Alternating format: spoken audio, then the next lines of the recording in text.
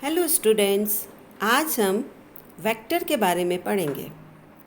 Vector क्या है या properties of a good vector क्या है और वेक्टर को किस तरह से डिज़ाइन किया जाता है, कौन कौन से वेक्टर्स जेनेटिक इंजीनियरिंग में काम ले जाते हैं, कौन सा वेक्टर कितने किलो बेस का होता है, ये सारी चीज़ें आज हम इस लेक्चर में देखेंगे। तो वेक्टर क्या है? वेक्टर क्या है ये हम पहले भी पढ़ चुके हैं कि जैसे प्लाज्मिड को हम एक वेक्टर के रूप में यूज़ करते हैं। तो प्लाज्मिड क्या है? Plasmid extra chromosomal DNA material है। तो वेक्टर के लिए हम क्या कहते हैं कि vector is a DNA material है या डीएनए मॉलिक्यूल है जिसमें एबिलिटी है कहाँ पर एप्रोप्रिएट होस्ट सेल के अंदर रेप्लिकेट करने की, और उसमें हम जिस डीएनए को क्लोन करना है उस डीएनए को इंसर्ट करते हैं। That is known as vector. तो vector is a DNA molecule that has the ability to replicate in an appropriate host cell and into which the DNA fragment to be cloned is integrated. अब इस vector की property देखिए, हमने पहले भी कहा था कि जब हम आइसोलेट करते हैं डीएनए को, जैसे हमने यहाँ देखा था कि ये एक डीएनए है जो डिज़ायर्ड डीएनए है और ये वेक्टर है, यहाँ डिज़ायर्ड डीएनए है। यहाँ से हमने डीएनए आइसोलेट किया और वेक्टर को भी रेस्ट्रिक्शन एंडोन्यूक्लियस से कट करके जब हम इसको इसके अंदर ट्रांसफ़र करते हैं, तो इस ट्रांसफ़र करने के लिए वेक्टर में कुछ प्रॉपर्टीज़, कुछ गुण होने चाहिए। नहीं तो ये डीएनए को हम डायरेक्टली होस्ट सेल के अंदर ट्रांसफ़र कर सकते थे, मगर क्यों नहीं कर पाते हैं? क्योंकि इस डीएनए में ओरिजिन ऑफ रेप्लिकेशन नहीं है, ये हम डिस्कस कर चुके हैं। तो वेक्टर में क्या क्या प्रॉपर्टीज़ होनी चाहिए? तो vector should have the origin of DNA replication, ये बहुत ज़रूरी है क्योंकि उसको रेप्लिकेट करना है होस्ट सेल के अंदर इंटीग्रेटेड डिज़ायर्ड डीएनए के साथ में। और फिर it should be able to replicate autonomously, अपने आप रेप्लिकेट होना चाहिए वो। फिर वो आसानी से ट्रांसफॉर्मेशन के द्वारा होस्ट के अंदर इंट्रोड्यूस होना चाहिए। ट्रांसफॉर्मेशन हम यहाँ पर कैसे करते हैं? कैल्शियम क्लोराइड और हाई टेम्परेचर के साथ में। तो होस्ट के अंदर ट्रांसफॉर्मेशन भी इसका इजी होना चाहिए और इसमें सूटेबल मार्कर जीन्स होने चाहिए। ये बहुत इंपॉर्टेंट चीज़ है क्योंकि सूटेबल मार्कर जीन्स अगर वेक्टर के अंदर होंगे तो हम बहुत इजीली डिटेक्ट कर पाएंगे कि सेल्स ट्रांसफॉर्म हुई है या नहीं है। क्योंकि जब भी हम ट्रांसफॉर्मेशन करते हैं तो बहुत कम सेल्स है, फ्रीक्वेंसी बहुत कम होती है ट्रांसफॉर्मेशन की। तो सारी के सारी सेल्स को बार बार मल्टीप्लाई करने की बजाय हम मार्कर जिनसे डिटेक्ट कर लेते हैं कि कौन सी सेल्स में डीएनए जो डिज़ायर्ड डीएनए ट्रांसफॉर्म हुआ है, और फिर उसी को आइसोलेट करके उसको मल्टीप्लाई करते हैं। तो सूटेबल मार्कर जीन इसमें होना चाहिए। देन इसमें यूनिक टारगेट साइट्स होनी चाहिए, किसके लिए? रेस्ट्रिक्शन एंजाइम्स के लिए। रेस्ट्रिक्शन एंजाइम्स से इसको कट करना है तो उसके लिए टारगेट साइट होनी चाहिए। यही साइट डीएनए डिज़ायर्ड डीएनए को भी कट करने के काम में आती है, और इनटू विच डीएनए इंसर्ट जिसको इंटीग्रेट करते हैं। फिर जब एक्सप्रेशन करना हो तब एक्सप्रेशन के लिए इस वेक्टर में क्या क्या होना चाहिए? Promoter, operator and ribosome binding sites भी इसमें होनी चाहिए। तो ये प्रॉपर्टीज़ एक वेक्टर में होनी चाहिए। हम फिर से एक बार रिवाइज करना चाहें तो क्या है? वेक्टर में सबसे पहले जो replicate autonomous origin of replication होना चाहिए, देन ऑटोनोमसली रेप्लिकेट करना चाहिए, ट्रांसफॉर्मेशन उसमें इजी होना चाहिए, इजी रिकॉग्निशन साइट्स होनी चाहिए, और अगर एक्सप्रेशन है उसका डिज़ायर्ड तो प्रमोटर, ऑपरेटर और राइबोसोमल बाइंडिंग साइट्स वेक्टर के अंदर होनी चाहिए। देन होस्ट, हम डिज़ायर्ड जीन वेक्टर के अंदर ट्रांसफ़र करते हैं और फिर उस वेक्टर को हम कहाँ डालेंगे? मल्टीप्लिकेशन के लिए ऐसे होस्ट में डालते हैं जिसमें कि बहुत फास्ट मल्टीप्लिकेशन हो, क्योंकि हमारा उद्देश्य है लार्ज अमाउंट में प्रोडक्ट तैयार करना।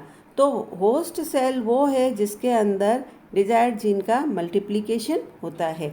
तो जनरली बैक्टीरिया को हम होस्ट सेल के रूप में यूज़ करते हैं क्योंकि बैक्टीरिया बहुत फास्ट ग्रो करता है और कुछ ही घंटों में इसकी रेट डबल हो जाती है। तो बैक्टीरिया में भी स्पेशली ई कोलाई या एस्चेरिचिया कोलाई को इसके लिए यूज़ किया जाता है क्योंकि उसमें क्लोनिंग और फिर डीएनए इंसर्ट को आइसोलेट करने की अच्छी क्षमता होती है और बहुत इजी वे होता है, इसलिए हम जनरली बैक्टीरिया और बैक्टीरिया में भी ई कोलाई को प्रीफर करते हैं होस्ट के रूप में। अब होस्ट क्या है और उसकी क्या प्रॉपर्टीज़ होनी चाहिए? तो होस्ट में it should be easy to transform, हम ट्रांसफॉर्मेशन प्रोसेस यूज़ करते हैं तो ट्रांसफॉर्म होना चाहिए, यानी वो डीएनए इंसर्ट को लेने के लिए उसमें प्रॉपर्टी होनी चाहिए। Then it should support replication of recombinant DNA, पहले ट्रांसफॉर्म होना चाहिए, फिर रेप्लिकेशन को सपोर्ट करना चाहिए, और फिर वो फ्री होना चाहिए उन चीज़ों से जो इंटरफेयर करते हैं, which interfere with the replication of recombinant DNA. Recombinant DNA को उसको सपोर्ट करना है, इसलिए उसमें वो दूसरी तरह के ऐसे एलिमेंट्स नहीं होने चाहिए जो कि इंटरफेयर करें रेप्लिकेशन के लिए। देन फिर उसमें एक्टिव रेस्ट्रिक्शन एंजाइम्स नहीं होने चाहिए, इट शुड लैक, इसमें एक्टिव रेस्ट्रिक्शन एंजाइम्स नहीं होने चाहिए, और इसमें मिथाइलेज भी नहीं होना चाहिए, it should not have methylase, नहीं तो वो मिथाइलेट कर लेगा रेप्लिकेटेड डीएनए को और वो उस पर्टिकुलर प्रोडक्ट के प्रति रेसिस्टेंट हो जाएंगे। तो वेक्टर्स में जो क्वालिटीज़ है, अच्छी तरह से ट्रांसफॉर्म होना चाहिए पहली बात। दूसरा कि उसमें रेप्लिकेशन को सपोर्ट करना चाहिए, वो सारे प्रोडक्ट्स या एलिमेंट्स जो कि इंटरफेयर करते हैं रेप्लिकेशन को वो उसमें नहीं होने चाहिए, इसमें एक्टिव रेस्ट्रिक्शन साइट नहीं होनी चाहिए, और मिथाइलेज भी नहीं होना चाहिए।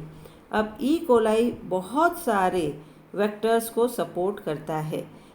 उसमें नेचुरल वेक्टर्स दो हैं, एक तो प्लाज्मिड और दूसरा बैक्टीरियोफेज।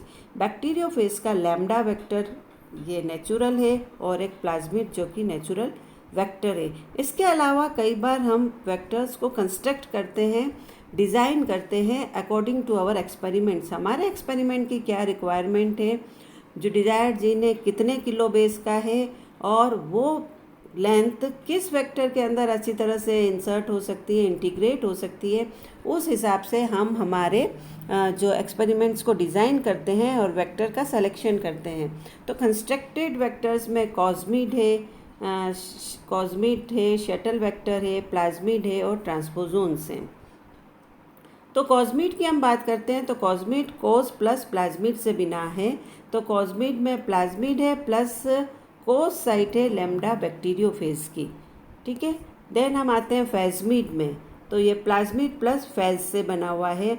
तो इसमें प्लाज्मिड है प्लस प्लाज्मिड, और ओरिजिन ऑफ रेप्लिकेशन हम लेते हैं कहाँ से, फेज से, बैक्टीरियोफेज से।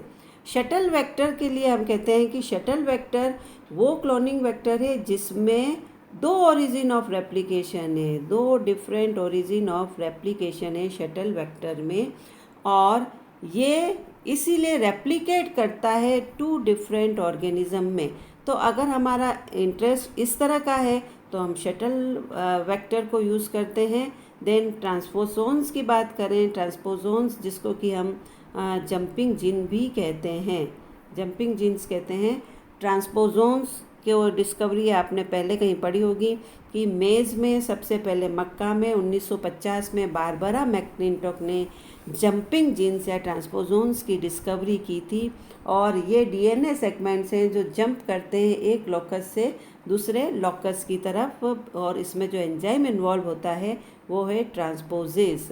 तो ट्रांसपोजोन्स में बारबरा मैक्लिंटॉक अक्सर पूछा जाता है, मेज़ में इन्होंने इसको डिस्कवर किया था, और इसके लिए इनको नोबेल प्राइज़ मिला था 1983 में ट्रांसपोजोन्स के लिए, बारबरा मैक्लिंटॉक को।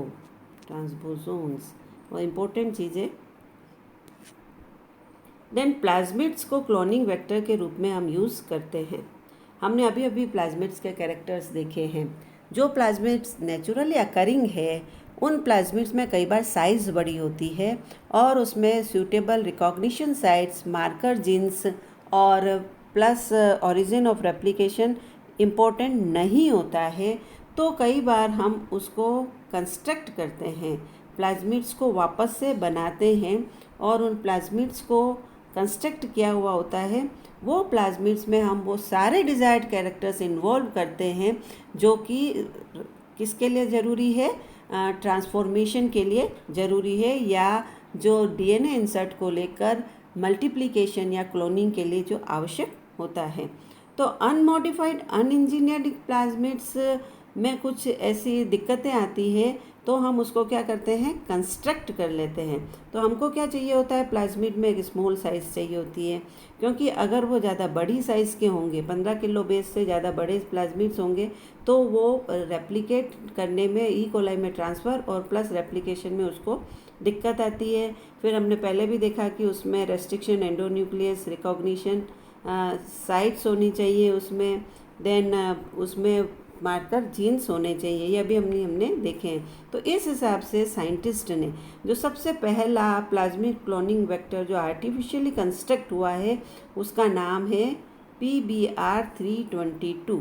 P फॉर प्लाज्मिड है, P for plasmid, B for Bolivar, R for Rodrigues और 322 इनका रेफरेंस नंबर है। तो बॉलीवर और रॉड्रिग्स ने सबसे पहले आर्टिफिशियली कंस्ट्रक्ट किया था इस प्लाज्मिड को, और इसलिए इसका नाम रखा है PBR322। इन्होंने कब किया, ये 1977 में इसको आर्टिफिशियली कंस्ट्रक्ट किया है। तो ये जो प्लाज्मिड है, इस प्लाज्मिड में जिसका नाम है PBR322, कई बार आपको ये क्वेश्चन पूछा जाता है, PBR322 प्लाज्मिड्स को डायग्राम्स बनाएं और इसके बारे में समझाएं। अब देखिए इसमें क्या क्या है।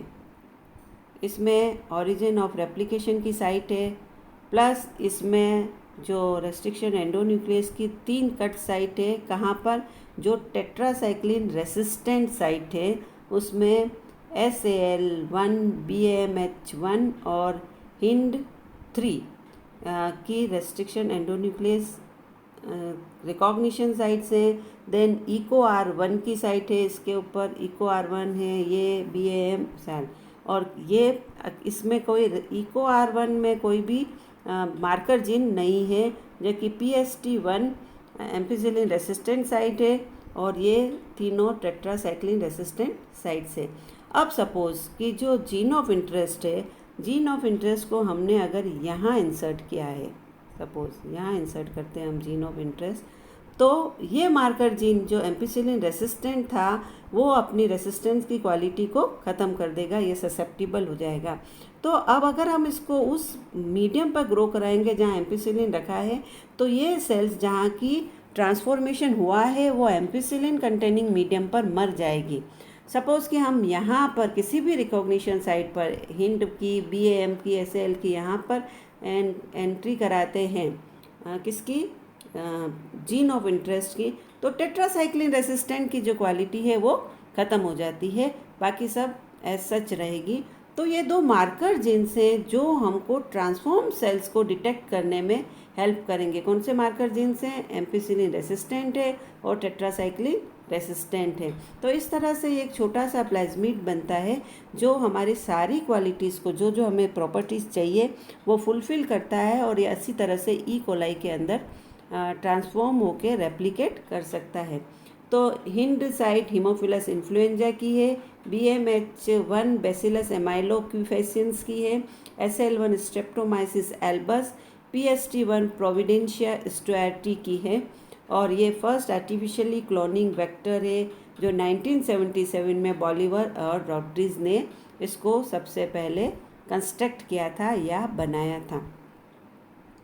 देखिए हमने क्या करा है, आइसोलेट करा, फिर वेक्टर में डाला है जीन को, उसके बाद में हमने उसको क्या किया है, ई कोलाई या बैक्टीरिया के अंदर किसके मल्टीप्लिकेशन के लिए इंसर्ट करा दिया है या ट्रांसफॉर्म कराया है। अब ये है कि हमको स्क्रीनिंग देखनी है, स्क्रीनिंग स्टेप्स देखनी है कि कहाँ ट्रांसफॉर्मेशन हुआ है और कहाँ नहीं है। जनरली हमको 3 तरह की ट्रांसफॉर्म सेल्स मिलती है। नंबर 1 वो सेल्स है जिसमें कोई भी ट्रांसफॉर्मेशन नहीं हुआ है ना। नंबर 1 वो सेल्स होंगी जिनमें कोई ट्रांसफॉर्मेशन नहीं हुआ है।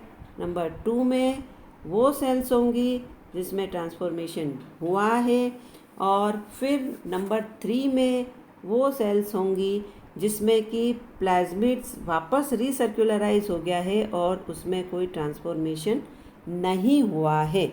अब हमको ये पहचानना है कि कौन सी सेल्स ट्रांसफॉर्म्ड है और कौन सी नहीं। ये स्क्रीनिंग स्टेप है ताकि हम केवल ट्रांसफॉर्म्ड सेल्स को, जैसे ये ट्रांसफॉर्म सेल्स हैं, इन्हीं सेल को पिक करके बाद में मल्टीप्लाई करें। तो हम देख रहे हैं कि एक पेट्री डिश है जहाँ पर हमने ग्रो कराया है और वहाँ हमने एम्पिसिलिन मीडियम पर ग्रो कराया है। मतलब मीडियम में जब बैक्टीरिया ग्रो कर रहा है उसके साथ एम्पिसिलिन भी मिक्स किया है और हमको 3 तरह की सेल्स मिली है, ए, बी और सी। हम जनरली देख रहे हैं कि नॉन ट्रांसफॉर्म्ड सेल्स ये जो है ये बहुत ज़्यादा है, जबकि ट्रांसफॉर्म्ड सेल्स की संख्या बहुत कम है क्योंकि उनकी फ्रिक्वेंसी कम होती है। तो नॉन ट्रांसफॉर्म्ड सेल्स तो एम्पिसिलिन मीडियम पर मर जाएगी क्योंकि उसमें उसके लिए रेसिस्टेंट जीन नहीं है, तो इस सेल्स को तो हम ऑटोमेटिकली रिजेक्ट कर सकते हैं।